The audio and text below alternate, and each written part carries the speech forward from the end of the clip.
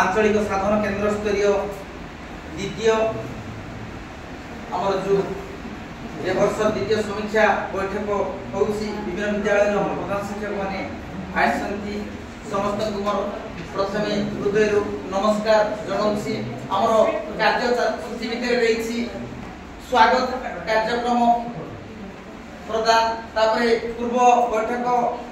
विषय आम किंती कोन आलोचना हबो से विषय मध्ये हमें आलोचना करबा। अगस्त मास जो शैक्षिक कैलेंडर अछि गत मास हमरो जुलाई मास शैक्षिक कैलेंडर विषय आलोचना करथिलु। जुलाई मास रे कोन कोन पढा जीवो से भितर थिला मल्टी ग्रेड थिला मोनो ग्रेड थिला से प्रिंट दिया हिला शिक्षक मध्ये किछि किछि पढिथिबे कोन केमति हमें विद्यालय स्तर रे इम्प्लीमेंट करिछु आलोचना करबा। ए मास रे मध्ये रहिछि अगस्त मास शैक्षिक कैलेंडर से भितर रहिछि शिशु बाटिका प्रथम द्वितीय तृतीय श्रेणी रो तापरे मुख्य जिनस देछि हमरो श्रेणी परिचालना पई